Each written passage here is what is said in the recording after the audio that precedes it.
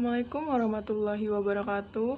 Saya Nanda Wulandari, NPM 18.16963201040 dari Prodi S1 Administrasi Negara, Sekolah Tinggi Ilmu Administrasi Setih Setio Muara Bungo.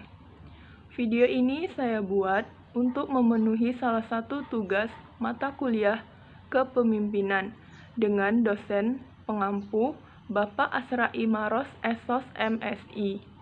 Baiklah, di sini saya akan menjelaskan tentang materi kepemimpinan dan organisasi. Kepemimpinan tanpa organisasi atau wadah, maka hanya sebatas konseptual kepemimpinan. Konsep-konsep tersebut membutuhkan tempat atau organisasi dalam pengaplikasiannya agar menjadi sebuah kepemimpinan yang efektif. Selanjutnya, definisi organisasi. Organisasi juga dapat diartikan sebagai bentuk setiap perserikatan atau kerjasama manusia dalam mencapai tujuan bersama. Organisasi juga dapat diartikan sebagai wadah atau tempat berkumpulnya orang-orang yang saling bekerja sama dalam mencapai tujuan. Baiklah, di sini juga ada pertanyaan mengenai organisasi. Yang pertama, sejak kapan manusia mengenal organisasi? Yang kedua, sejak kapan manusia terlibat dalam organisasi? Baiklah, dari dua pertanyaan tersebut dapat kita jawab, yaitu sejak Anda dilahirkan. Alasannya karena setiap individu tidak dapat hidup sendiri. Ciri peradaban senantiasa ditandai dengan saling bertemu, saling berkumpul, dan saling terlibat dalam organisasi. Kedua, saat dilahirkan pun manusia terlibat organisasi persalinan. Yang ketiga, saat sedang menimba ilmu. Saat ini saja Anda terlibat dalam organisasi pendidikan. Yang terakhir, bahkan saat dimakamkan, kita juga terlibat dalam organisasi pemakaman. Selanjutnya, jenis organisasi. Jenis organisasi di sini dibagi menjadi dua. Yang pertama, organisasi formal. Organisasi formal ini biasanya memiliki struktur yang tersusun amat baik, teratur, dan rapi. Kewajiban serta hak dari para anggotanya sudah diketahui secara pasti, bahkan tak jarang dalam bentuk tertulis. Contoh dari organisasi formal adalah organisasi dalam pemerintahan suatu negara, organisasi yang berkaitan dengan bisnis atau usaha. Yang kedua, organisasi informal. Organisasi ini berbeda dengan organisasi formal. Organisasi informal ini biasanya tidak memiliki tujuan atau visi misi yang spesifik. Oleh karena itu, aturan-aturan yang ada pun tidak begitu diperhatikan, sehingga sifatnya lebih fleksibel dibandingkan dengan organisasi formal. Contoh dari organisasi informal adalah organisasi yang berkaitan langsung dengan hobi sejenis. Kepemimpinan dalam organisasi. Menurut Davis 1951, organisasi adalah suatu kelompok orang yang sedang bekerja ke arah tujuan bersama di bawah kepemimpinan.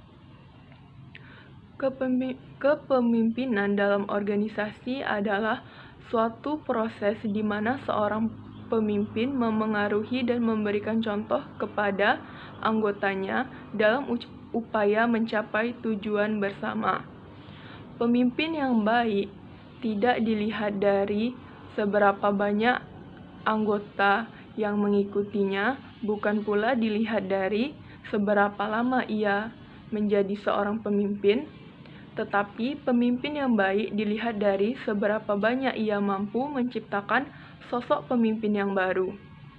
Kepemimpinan menjadi salah satu faktor penting bagi keberhasilan sebuah organisasi. Untuk itu, ada beberapa sikap kepemimpinan dalam organisasi yang perlu diterapkan seorang pemimpin. Di antaranya, yang pertama, menjalin kedekatan dengan anak buah. Maksudnya, kepemimpinan dalam organisasi akan menjadi lebih efektif jika seorang pemimpin telah mendapat respek dari anak buah. Hal ini bisa dibangun dengan menjalin kedekatan dengan mereka, sehingga mereka akan percaya dan mau mengikuti arahan dari seorang pemimpin. Yang kedua, memberikan semangat dan motivasi. Maksudnya, kepemimpinan dalam organisasi bukan melulu soal jabatan dan pangkat, tetapi kepemimpinan adalah bagaimana seorang pemimpin mampu memberikan semangat dan motivasi, bahkan untuk setiap hal kecil dari pekerjaan yang anak buah lakukan. Yang ketiga, memberikan kepercayaan dan tanggung jawab. Maksudnya, kepemimpinan dalam organisasi adalah tentang kepercayaan. Berikan anak buah Anda kepercayaan dan tanggung jawab yang lebih dalam melakukan tugas mereka.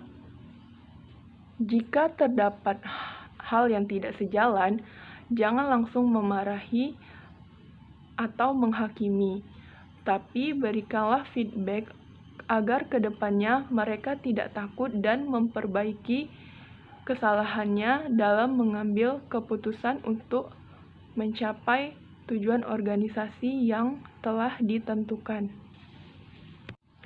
Gaya kepemimpinan dalam organisasi. Di sini ada 4 gaya kepemimpinan dalam organisasi. Yang pertama, kepemimpinan dalam organisasi bertindak sebagai visioner. Maksudnya, seorang pemimpin dalam organisasi perlu menjadi individu yang visioner, di mana dirinya mampu memberikan visi dan misi tujuan yang jelas. Selain itu, pemimpin juga dapat meyakinkan seluruh anggotanya bahwa mereka sedang menuju jalan keberhasilan. Yang kedua, kepemimpinan dalam organisasi bertindak sebagai arsitek. Dengan memiliki visi dan misi yang jelas, seorang pemimpin sebenarnya sedang menjadi arsitek organisasi yang terarah. Para pemimpin dalam organisasi bukan hanya dituntut untuk merancang rencana masa depan, namun mereka juga diharapkan dapat mendesain organisasi menjadi salah satu sistem yang transparan dan canggih. Yang ketiga, kepemimpinan dalam organisasi bertindak sebagai katalisator. Yang keempat, kepemimpinan dalam organisasi bertindak sebagai pelatih. Ketika seorang pemimpin berhasil membimbing para anggotanya untuk mencapai tujuan organisasi yang diharapkan, maka secara otomatis organisasi tersebut akan lebih mudah untuk mencapai tujuan kesuksesan. Tidak hanya itu, para karyawannya juga akan berpikir lebih strategis dan mencoba mengasah kemampuan mereka untuk bekerja lebih baik dalam kolaborasi yang harmonis. Selanjutnya, keutamaan dalam kepemimpinan. Ada 5 keutamaan dalam kepemimpinan. 5 keutamaan kepemimpinan dalam organisasi yang efektif. Yang pertama, membantu mempengaruhi perilaku orang lain. Yang kedua, membantu menyelesaikan konflik secara efektif. Yang ketiga, membantu para anggota dalam memenuhi kebutuhan. Yang keempat, membantu memperkenalkan perubahan baru yang dibutuhkan dalam organisasi. Yang kelima, membantu pelatihan dan pengembangan karyawan dalam organisasi. Baiklah, sekian dari materi yang dapat saya sampaikan. Mohon maaf bila ada kekurangan dan kesalahan. Saya tutup dengan wassalamualaikum warahmatullahi wabarakatuh.